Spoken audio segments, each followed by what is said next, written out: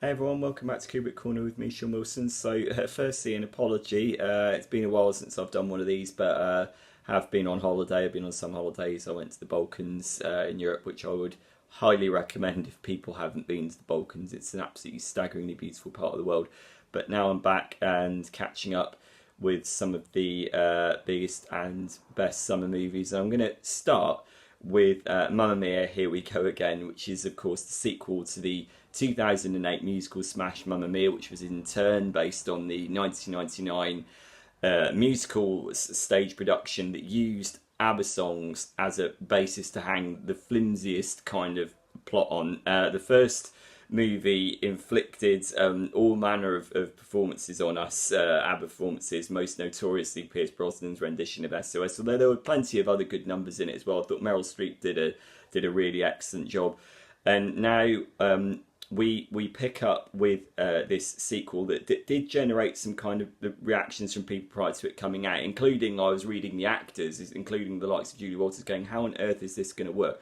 Well, the original director, Phyllida Lloyd, has now given way for Oliver Parker, who made the second best exotic Marigold Hotel.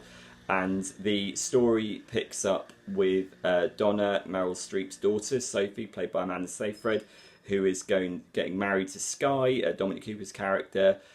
Trying my best to sort of work around spoilers here for those who haven't seen it, but suffice it to say, her mother's Donna's legacy is extended across what Sophie is doing on the island, which is that she is building a hotel to honour her mother, and she wants to get everybody back. She wants to get the old gang back, and then intercut with that, you have basically the young Donna's life story. Young Donna, as brilliantly played by a very vivacious and very charismatic Lily James, obviously famous for the likes of Downton Abbey, Darkest Hour, Baby Driver, Guernsey Literary and Potato Peel Pie Society that came out lately.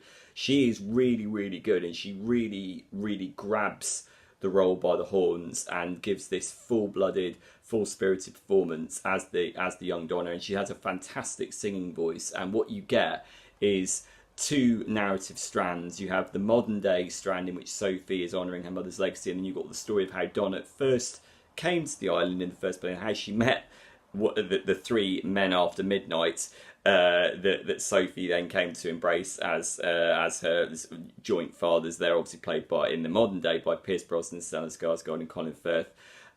Josh Dillon, Hugh Skinner and Jeremy Irvin play them as youngsters, and then you also have Alexa Davis and Jessica Keenan-Wynn, who are both brilliant as the younger versions of Julie Walters and Christine Baranski. I mean, Jessica Keenan-Wynn is really uncanny. It's a really, really incredible facsimile of Christine Baranski's acidic, almost vampiric performance, and she's really, really good. She's a real discovery, and I'm sure she'll go on to do great things.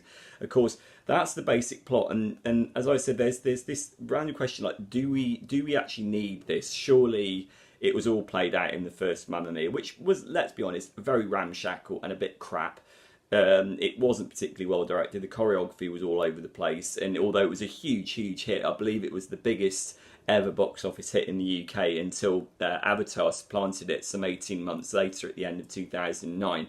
But it's interesting to ruminate that, obviously, Here We Go Again has come out 10 years almost to the week that the original Mamma Mia came out. And I have to say, although I don't necessarily think we needed the first Mamma Mia when it came out, it remains an oddity that I've been reluctant to go back towards. I have to say, I completely fell in love with this new one. And I think the main reason for that resides inwardly with me, which is that I personally feel like I need this film now. What I need is a feel-good blast of ABBA, sort of as presented by a group of actors who variously sort of struggle and get on board with the songs. But in this instance, I'm willing to overcome that, because I think this movie is a real antidote to all of the nonsense that's basically gone down in the 10 years since the first Mamma Mia came out. And there's so much stuff that I won't get into here. I'm sure you'll know what I'm talking about. So much stuff has been aggravated on the world stage, and frankly,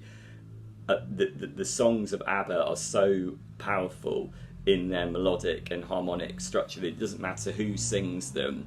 It pulls you into this world. And when you do get good performances in the movie, and there are good performances by Lily James, by Meryl Streep, and Lily James does when I Kiss Teacher. Meryl Streep does a breathtaking rendition of My Love, My Life, which is incredibly moving and really caught me off guard. And I think that cements this movie as a much more emotionally resonant movie than the first one. I think this one has got a lot more to say about the characters. I think it's better acted. I like the way that the past and the present are threaded together really effectively, and that creates more of an emotional kick. Although despite the fact that what you're watching it's nonsense, you kind of go with it. I feel there was more sincerity in this one. I feel there was more skill in the actual filmmaking. There was more skill in the choreography. I like the way that it recontextualizes certain weaknesses in the original movies. They perhaps recognised that Pierce Brosnan's singing voice wasn't the strongest in the original Mamma Mia.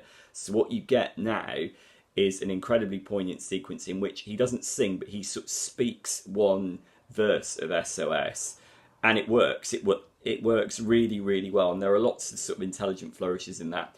Of course, lots of column inches have been given to the presence of Cher, who delivers a show-stopping rendition of Fernando, and of course Cher, being the pop icon that she is, obviously schools the rest of the actors in how to do this, although of course that's unfair because you'd expect that from Cher, and most of the other actors give it their all, but you know that she's going to really go to town with this, and it's no wonder that she's apparently releasing her own cover of her own album of ABBA covers in the not too distant future.